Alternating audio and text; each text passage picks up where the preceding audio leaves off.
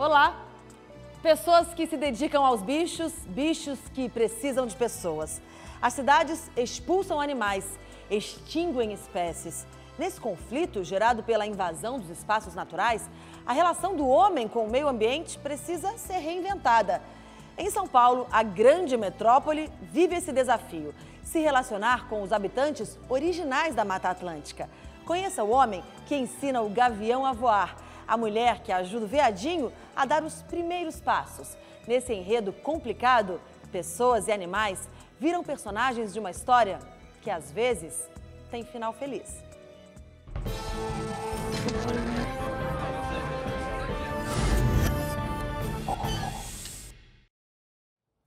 São Paulo cresceu demais, invadiu a casa de muitas espécies, deixou sem lar milhares de animais. São Paulo teve então que criar um espaço para atender ao menos uma parte desses bichinhos que ficaram sem rumo.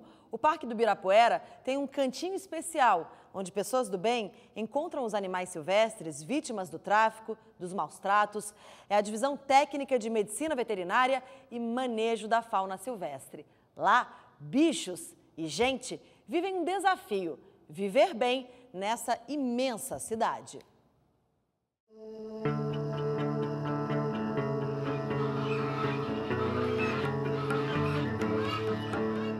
O homem pode curar, salvar. Ensinar um animal abandonado a sobreviver.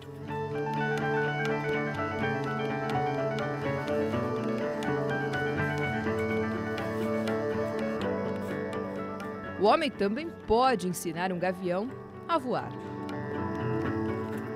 Vidas que se cruzam de repente.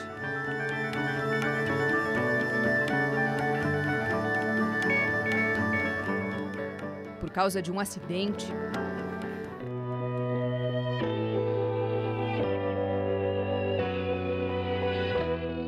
Desejo de se apropriar da beleza, do exótico, vontade de ser dono.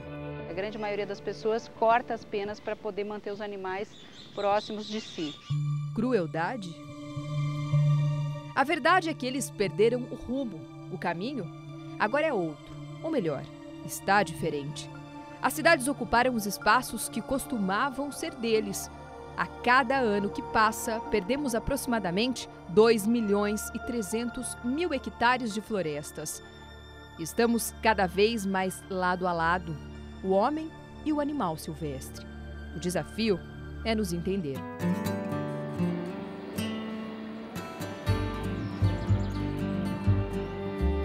Laércio, inspetor da Guarda Civil Municipal de São Paulo.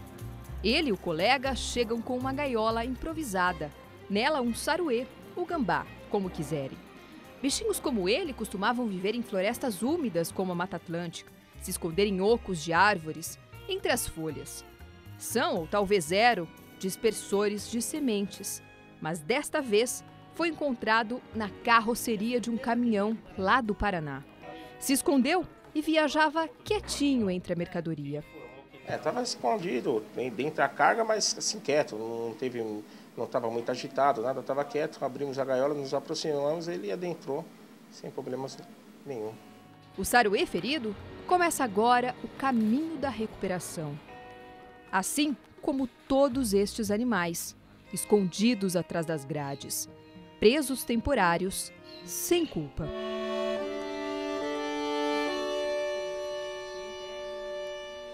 Os animais silvestres chegaram na DEPAV nas mãos de policiais, bombeiros e munícipes. A Divisão Técnica de Medicina Veterinária e Manejo da Fauna Silvestre foi criada em outubro de 1993. Parte da DEPAV funciona até hoje dentro do Parque do Ibirapuera. Vilma, é ela quem acompanha o trabalho desde o início. A gente atende o município de São Paulo e a gente acaba atendendo, recebendo animais da grande São Paulo, né? Porque nem todos os municípios dispõem de um serviço como esse. Luiz Fernando, um dos médicos veterinários que salvam vidas. A gente recebe uma grande variedade de bichos todos os dias, desde répteis, aves, mamíferos. A maioria das vezes nós conseguimos ter sucesso na reabilitação e o nosso grande objetivo é que esses animais sejam devolvidos para a natureza. A equipe de Luiz Fernando trata de mais uma ferida. Um cachorro solto, provavelmente abandonado num parque de São Paulo, mordeu o ganso. Esses animais acabam atacando a nossa fauna e acabam sendo feridos, às vezes levando até a morte. Bem tratados, monitorados, separados para uma reprodução tranquila, alimentados. Recebem até visitas para o almoço, como o Irerê. Eles vieram lá do Rio Grande do Sul para uma temporada aqui. Fugiram do frio. Beth, Regina e Lília, as cuidadoras que andam pelos parques.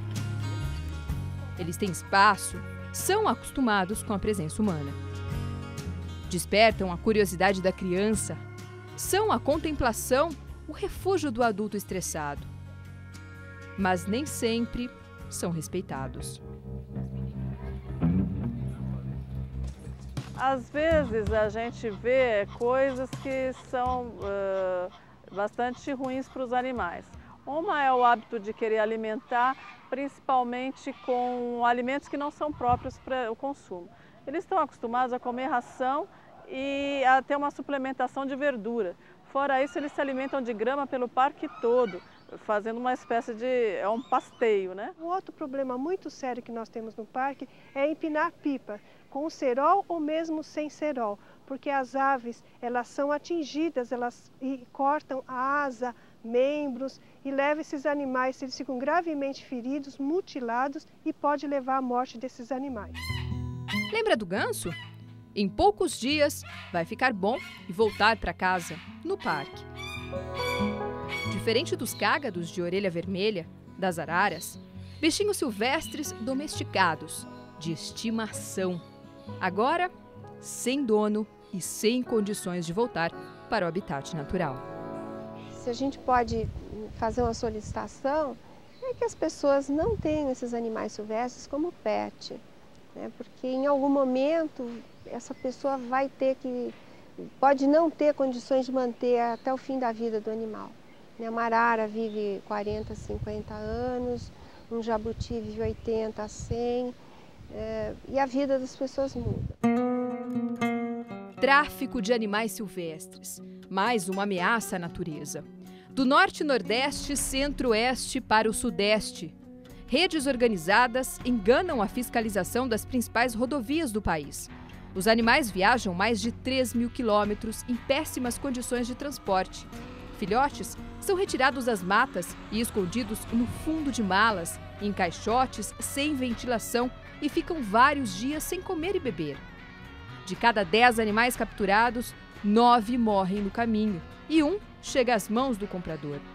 Alguns traficantes costumam rodar micos pelo rabo para que fiquem tontos e passem ao comprador a imagem de que são mansos. Muitos cegam os pássaros, cortam as asas para evitar fugas ou arrancam os dentes, cerram as garras para se tornarem menos perigosos. O comércio ilegal de animais silvestres é a terceira atividade clandestina que mais movimenta dinheiro sujo. Perde para o tráfico de drogas e armas. O Brasil é um dos países no mundo que mais exportam esses animais silvestres ilegalmente. Um negócio que movimenta mais de US$1 bilhão e comercializa cerca de 12 milhões de animais por ano. O tucano caiu nas garras dos traficantes, mas foi salvo a tempo. O ambiente recriado na gaiola tenta ser o mais parecido com o habitat natural, para que ele se acostume novamente. O tucano aguarda um lugar para voltar. O nosso grande problema é a destinação desses animais, porque nem sempre a gente consegue um local, né, para esses animais serem soltos.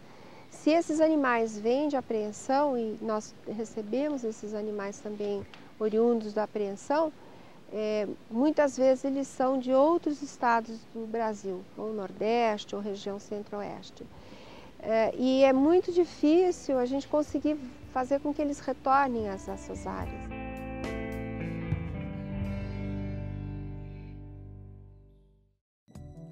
Uma área de reflorestamento de 950 hectares é o lugar que serve para a reabilitação de animais silvestres em São Paulo.